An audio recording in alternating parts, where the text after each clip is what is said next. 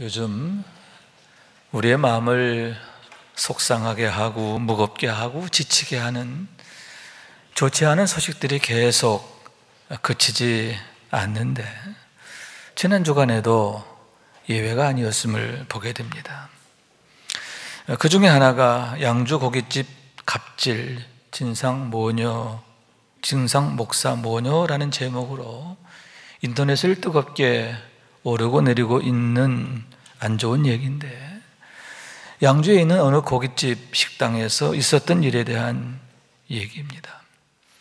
그 내용이 조금은 과장될 수도 있고 왜곡될 수도 있겠지만 그것을 감안한다 하더라도 이것은 아니다 싶은 그런 얘기가 아닌가 하는 얘기인 것입니다. 목사 모녀가 그 식당 주인에게 모욕적 표현을 쓴지 않았고 거기에 더하여 방역수칙 위반으로 고발하게 되었는데 수사를 해보니까 그게 아닌 거죠. 도리어 고발한 목사 모녀에게 위반 사항이 있음이 드러나게 되었는데 그들의 갑질과 억지만이 확연히 드러나는 너무나 안 좋은 모습이 되었음을 보게 되는 겁니다. 그 일이 인터넷을 통해서 알려지게 되고 그로 인하여 공분을 사게 되었는데 그들이 목사 모녀라는 사실 때문에 더욱 비난이 가중되고 있는 그런 상황이 아닌가 하는 얘기인 겁니다. 또한 그로 인하여 사회에서의 교회에 대한 이미지, 기독교에 대한 이미지가 또 한 번 추락하게 되었는데, 왜냐하면 목사에 대한 이미지는 곧 교회에 대한 이미지, 기독교에 대한 이미지로 이어지기 때문입니다. 실망을 넘어 절망이기 때문인데 그들이 과연 목사 모녀이기 이전에 예수를 제대로 믿는 사람인가? 그들이 과연 기도하는 사람이며 성령의 사람인가? 신앙이란 무엇이며 어떤 의미가 있는가? 많은 문제의식을 보여주는 모습이기 때문인데 그것이 또한 우리 주변에서 자주 보게 되는 안타까운 상황들이기 때문임을 보게 되는 겁니다. 그런 의미에서 여러분, 목사 또는 성도라는 이름의 무게가 참으로 가볍지 않음을 보게 되는데, 왜냐하면 우리가 누구이냐에 따라서 교회에 대한 인식, 기독교에 대한 인식이 좌우되기 때문입니다. 하나님의 영광을 드러내기도 하고 가리기도 합니다. 많은 사람을 주께 돌아오게 하기도 하고 또 반대로 멀어지게 하거나 떨어지게 만드는 것을 보게 된다는 얘기입니다. 그러면 여러분 무엇입니까?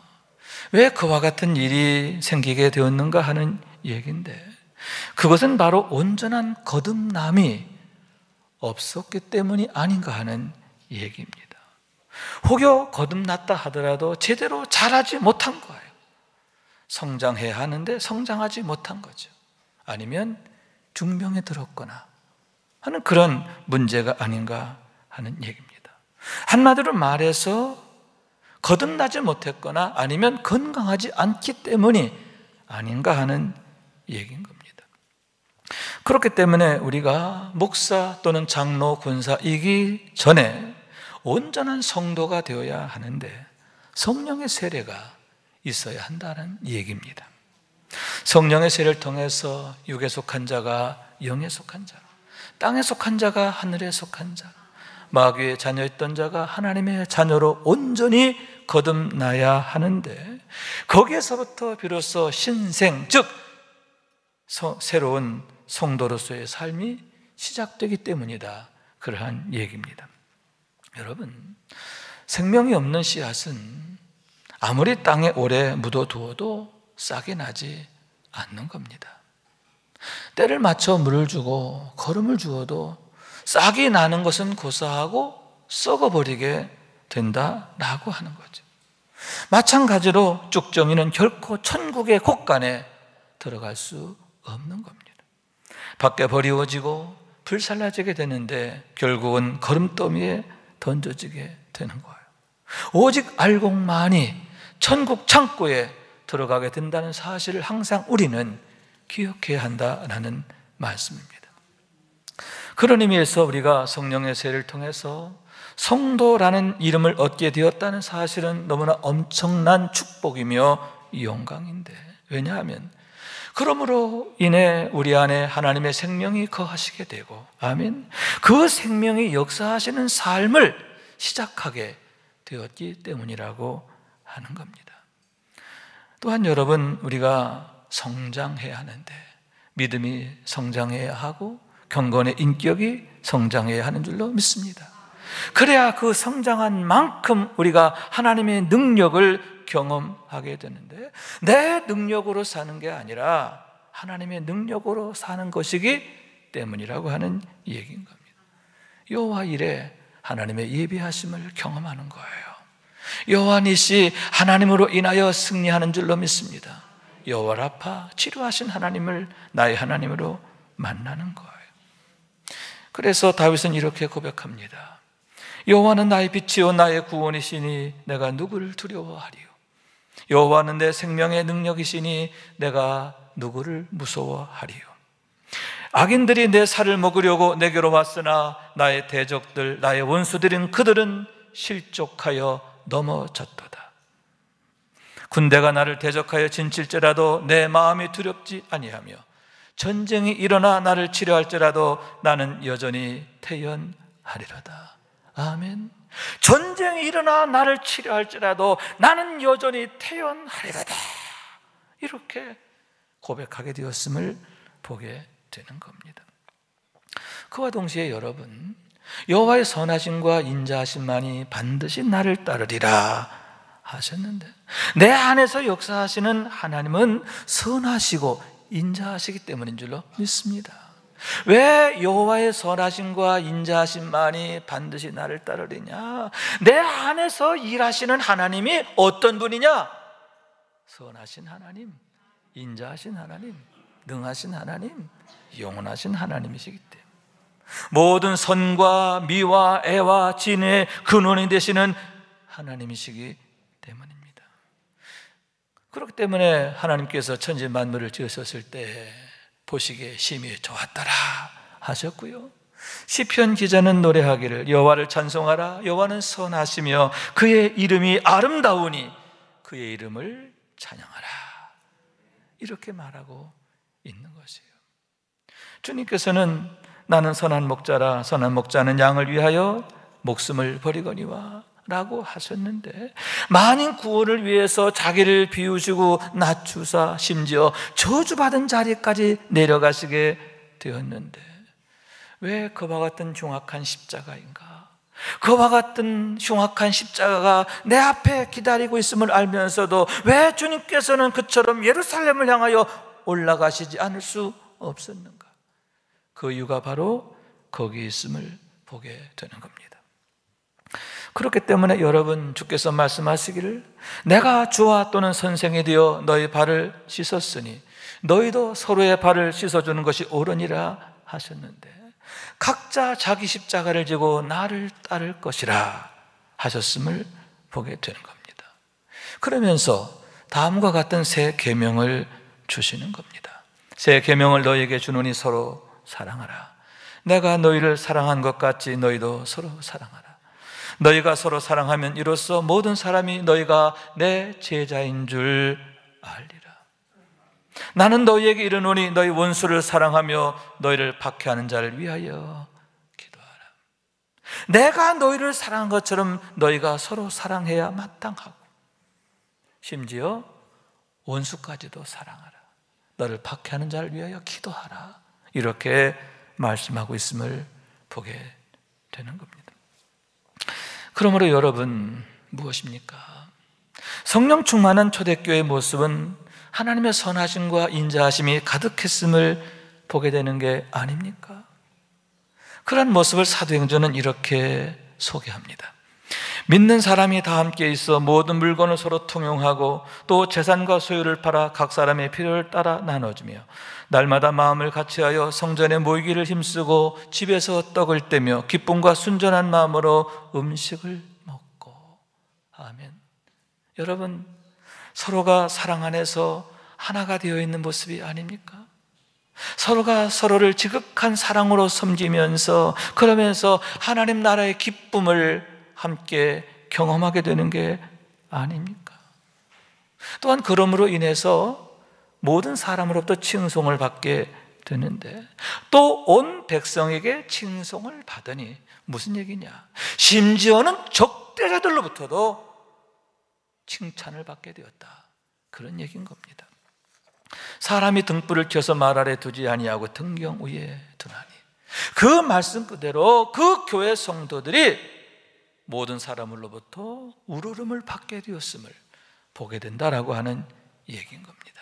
여러분, 신앙의 본질이 무엇인지를 바로 알고 우리가 그 위에 서야 하는데, 요한 웨슬리 목사님의 말씀처럼 almost 크리스찬이 아니라 altogether 크리스찬이 돼야 한다는 거죠.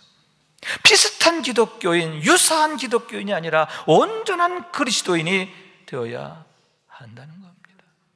그래서 주님 말씀하십니다. 이같이 너희 빛이 사람에게 비추게 하여 그들로 너희 착한 행실을 보고 하늘에 계신 너희 아버지께 영광을 돌리게 하라. 너희가 빛이 되어야 한다, 그런 얘기지요. 그럴 때 너희가 사람들 앞에 빛을 발하게 되고, 또 사람들은 너희를 보고 아, 이 사람은 하나님의 사람이구나, 예수님의 제자구나, 이렇게 인정하게 된다라고 하는 얘기인 거예요. 여러분, 사람들로부터 인정받는 것도 중요하지만 진짜 중요한 건 우리 주님으로부터 인정이 아닙니까? 너는 내가 사랑하는 자라, 너는 내 마음에 합한 자라 인정받게 되기를 원합니다. 그래서 항상 하나님의 사랑 안에, 기쁨 안에 거하는 우리 모두가 될 수 있기를 주님 이름으로 축원합니다.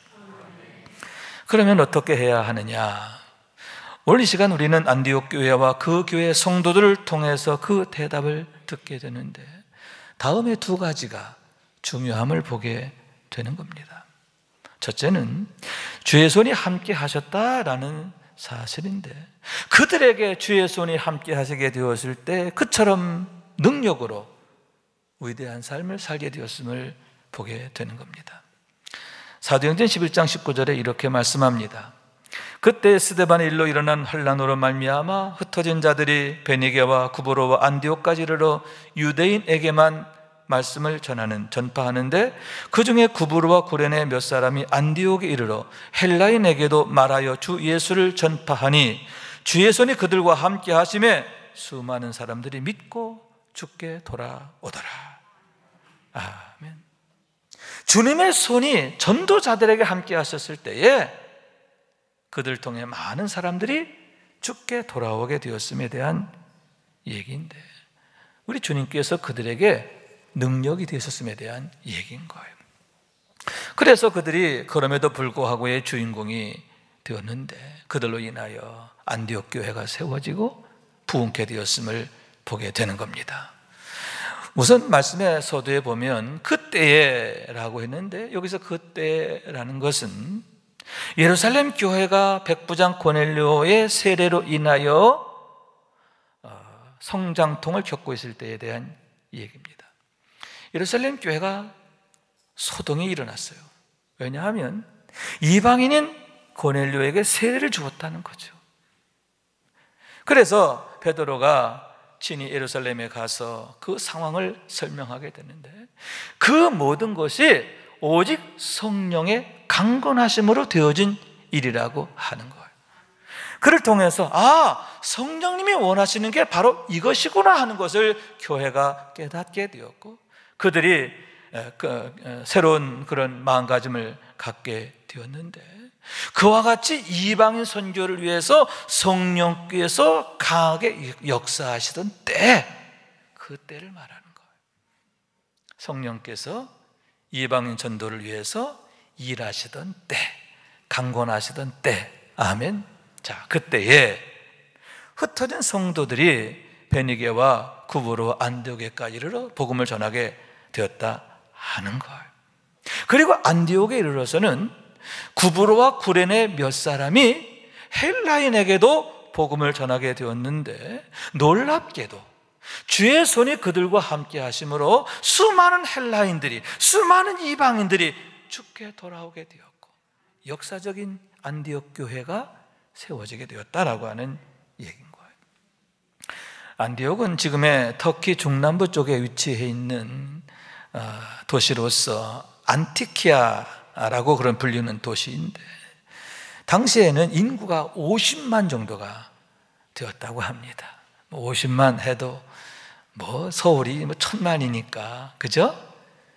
아무것도 아니다 하겠지만 당시에는 어마어마한 거예요.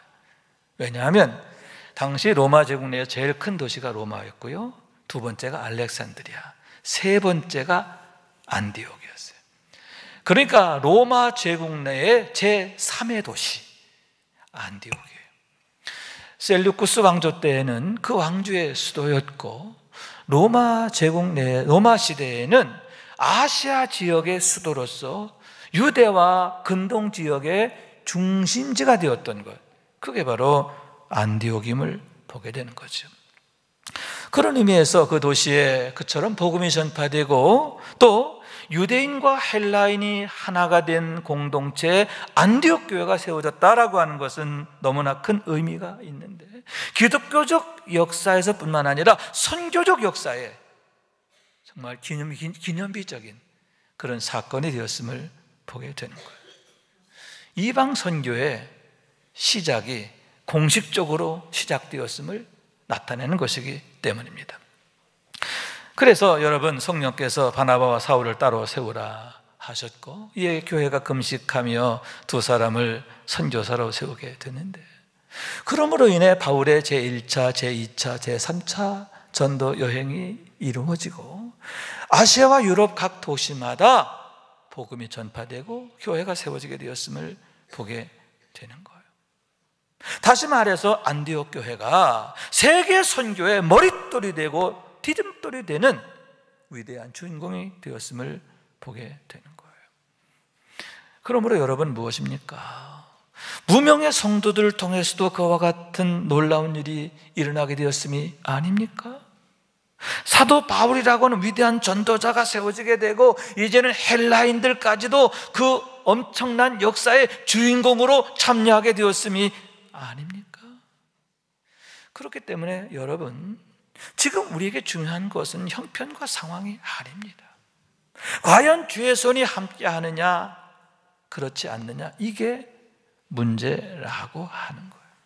왜냐하면 주의 손이 함께 하시면 주님이 일하시기 때문인 줄로 믿습니다. 주님이 우리를 통해서 일하시는 거예요. 능력이 주님께 있음을 믿으시기 바랍니다. 그래서 안디옥 교회처럼 안디옥 교회를 세운 개척자들과 또 그 교회의 지도자들과 성도들처럼 위대하게 쓰임받게 되는 줄로 믿습니다. 그와 같은 역사의 주인공 되는 우리 모두가 될 수 있기를 주님의 이름으로 축원합니다. 다른 하나는 여러분, 그들이 주를 섬겨 금식하는 교회였기 때문인데, 어떻게 해서 그처럼 안디옥 교회가 주의 손이 함께하는 교회가 되었는가, 위대한 능력의 교회가 되었는가? 그 이유가 바로 거기에 있다는 겁니다. 본문 2절의 말씀입니다. 주를 섬겨 금식할 때 성령이 이르시되 내가 불러 시키는 일을 위하여 바나바와 사울을 따로 세우라 하시니. 아멘. 여러분, 여기에 보면 금식의 이유가 분명히 나와 있죠. 왜 금식하게 되었느냐? 주를 섬겨 금식했다는 거죠. 여기서 섬긴다라고 하는 말은 헬라어로 레이트루 쿤톤이라고 하는 말인데, 히브리어 샤라트라는 말의 번역이에요. 그러니까 샤라트라고 하는 히브리어를 헬라어로 번역한 게 뭐냐? 레이트루 쿤툰이라고 하는 말씀인 거예요. 이것은 바로 제사장들이 예배를 위해서 행하는 봉사를 의미하는 그런 단어입니다. 여러분, 제사장들은 날마다 온전한 예배를 위해서 자신을 성결케 하고 또 양을 잡고 또 양의 피를 제단에 뿌리고 또 온 그 제물을 제단에 올리게 되는 게 아닙니까? 그리고는 아침과 저녁으로 등잔에 불을 밝히고 또 저녁에는 끄고, 아침에는 불을 밝히고 저녁에는 끄고, 그죠? 또 아침과 저녁으로 향을 살라서 하나님 앞에 기도를 올리고, 그게 제사장들의 일이지요. 그와 같은 봉사, 그것이 바로 주를 섬기는 것이다 하는데, 안디옥 교회 성도들이 바로 그와 같이 봉사와 섬김을 위하여 금식했다, 그러한 말씀인 거예요. 그렇기 때문에 여기에서의 금식은 어떠한 문제가 있어서 하는 금식이거나 기간을 정해놓고 하는 그런 금식이 아니라 온전한 예배를 위한 지극한 열심을 뜻한다 할 수 있는데, 왜냐하면 그 금식의 목적과 이유가 분명히 나와 있어요. 주를 섬겨 금식할 때 예배를 위한 목적이 분명함을 보게 되는 겁니다. 다시 말해서 여러분, 온전한 예배를 위해서, 자신이 온전한 예배자로 세워지기 위해서 규칙적으로 금식했음에 대한 얘기인 거예요.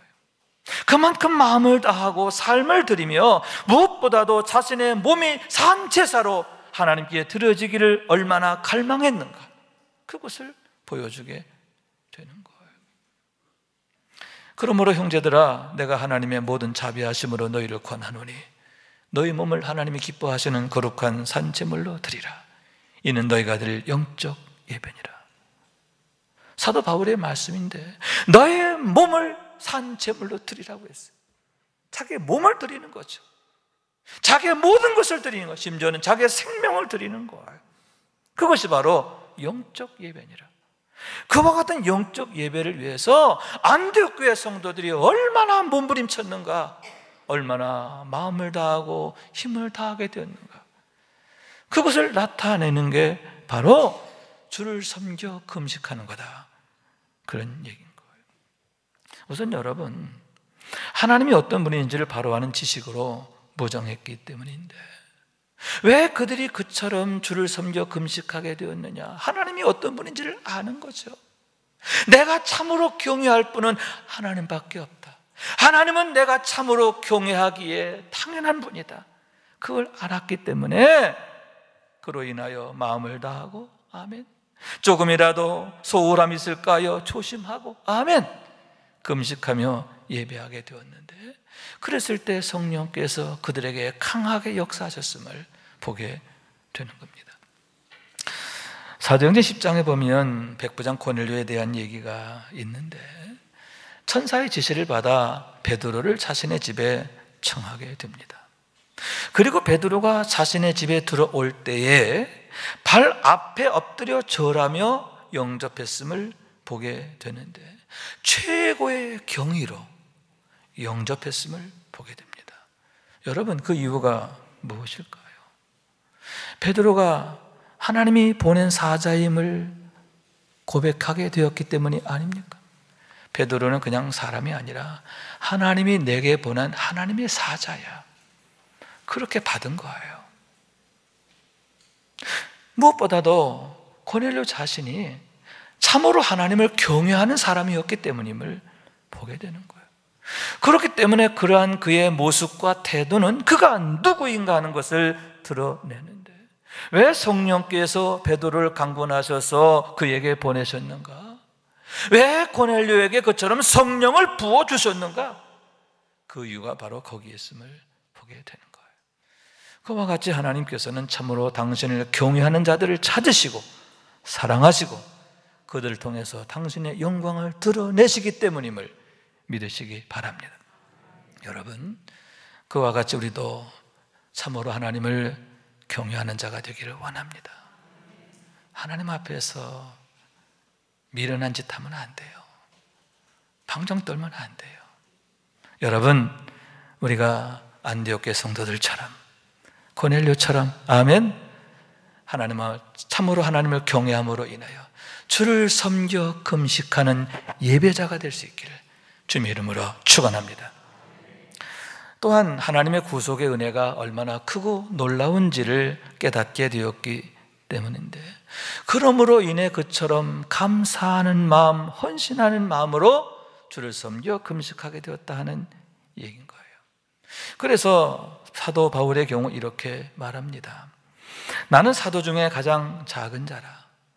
나는 하나님의 교회를 박해하였으므로 사도라 칭함받기를 감당하지 못할 자니라. 그러나 내가 나 된 것은 하나님의 은혜로 된 것이니 내게 주신 그의 은혜가 헛되지 아니하여 내가 모든 사람보다 더 많이 수고하였으나 내가 한 것이 아니요 오직 나와 함께 하신 하나님의 은혜로다. 무슨 얘기냐 하면, 나는 과거에 교회를 박해하는 사람이었어. 하나님 앞에 벌받아 마땅한 그런 자라는 거죠. 그런데 하나님이 그러한 나를 구원하셔서 사도로 삼으셨는데, 더군다나 나로 하여금 그 누구보다 위대한 일을 하도록 능력을 주셨다, 그런 얘기죠. 그런데 그 모든 게 다 뭐다? 하나님의 은혜다 하는 거예요. 내가 구원받은 것도, 내가 사도로 세움받은 것도, 내가 능력으로 역사하게 된 것도 내 능력이 아니라 전적으로 하나님의 능력이다. 그러므로 하나님의 은혜입니다. 하나님의 은혜로 내가 나 되었습니다. 이렇게 고백하게 되었음을 보게 되는 거예요. 그렇기 때문에 여러분, 교만할 수가 없는 거죠. 적당히 할 수가 없는 거예요. 왜 사도 바울께서는 그처럼 겸손하게 되었고 충성을 다하게 되었는가? 내가 모든 사람에게 자유로우나 스스로 모든 사람에게 종이 된 것은 더 많은 사람을 얻고자 함이라. 그는 스스로 종이 되기를 자처했습니다. 우리 주님께서 만인 구원을 위해서 스스로 자기를 비우시고 낮추사 종이 되신 것처럼 바울도 한 영혼이라도 더 구원하기 위하여 종이 되기를 기뻐했다 하는데, 그 이유가 바로 거기 있음을 보게 되는 겁니다. 나를 향한 주님의 은혜가, 나에게 베푸신 우리 하나님의 그 구원의 은혜, 능력 주심의 은혜가 얼마나 크고 놀라운지를 아는 자였기 때문입니다. 여러분, 그와 같이 하나님의 그 구속의 은혜가 얼마나 크고 놀라운지 아는 자가 되기를 원합니다. 더욱 아는 자가 되기 위해서 그걸 알므로 인하여 안디옥 교성처럼 주를 섬겨 금식하게 되기를 원하는 거예요. 그래서 우리가 온전한 예배자로 세워지게 되기를 원하는데, 주의 손이 함께하게 되기를 원합니다.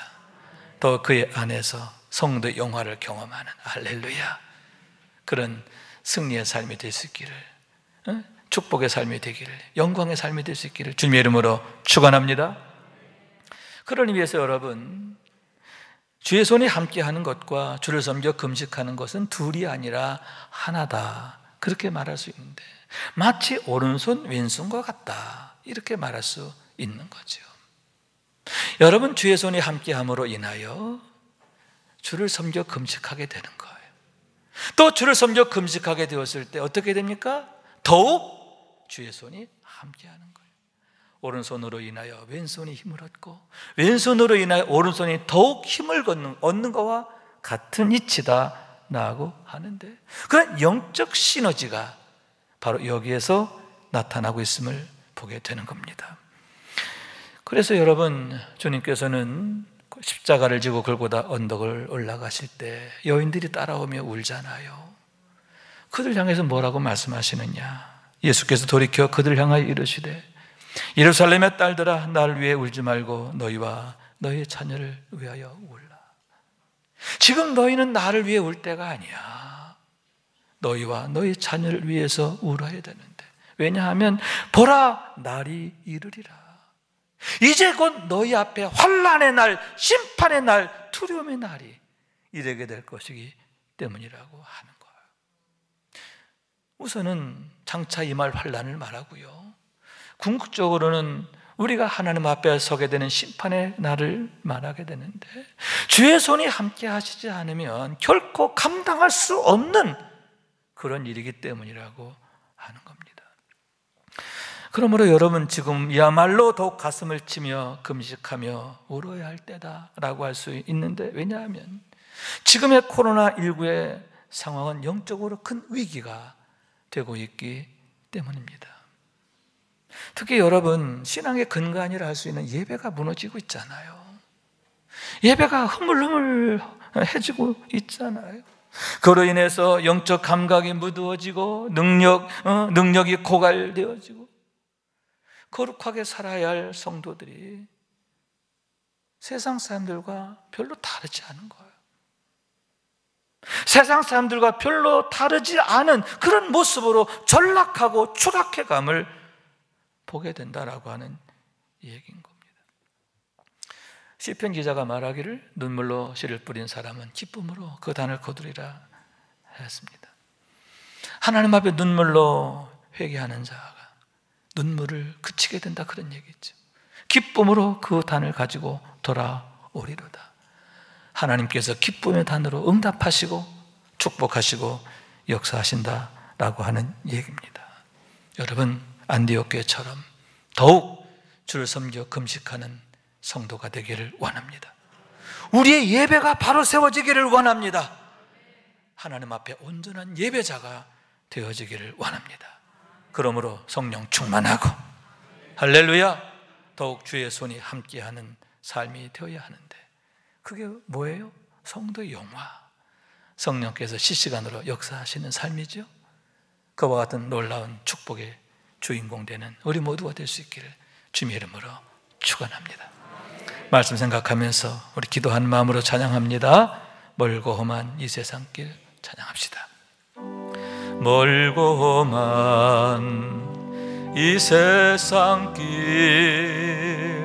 소망 없는 나그네 길, 방황하고 헤매이며 정처 없이 살아왔네.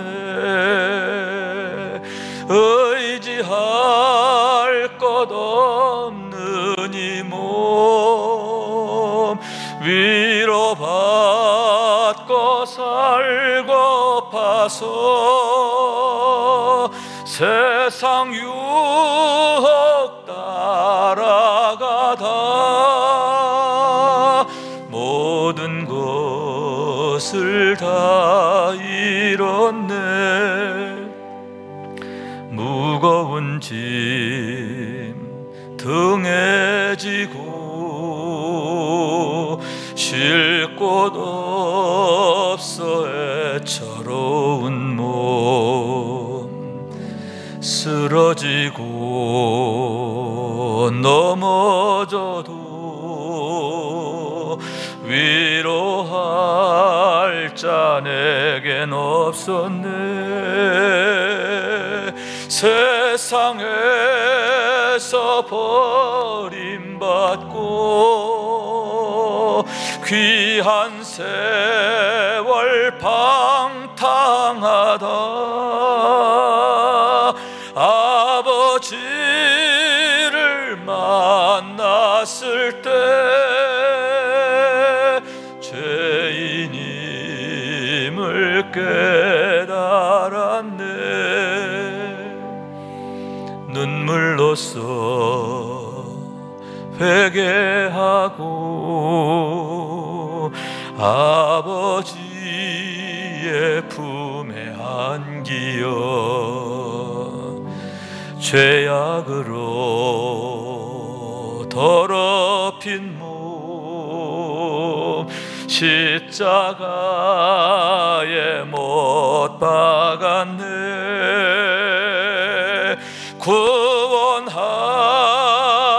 얻은 기쁨 세상에서 제일이라. 영광의 길 허락하시 내 주 예수 찬양하네.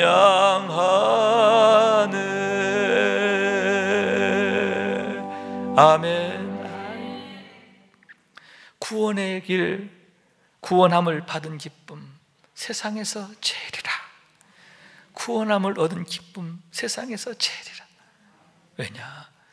구원함을 얻은 자에게 생명이신 주님, 선하신 주님, 인자하신 주님, 능력이신 주님이 함께 하시잖아요. 그래서 하나님의 선하심과 인자하심과 능력이 나타난 삶이 되게 하신단 말이에요. 주의 손이 함께 하시는 삶, 성도의 영화, 할렐루야, 그 주인공 되는 줄로 믿습니다. 날마다 그 은혜를 사모하며 늘 성령 충만을 구하는 우리 모두가 되어지시기를 축원합니다.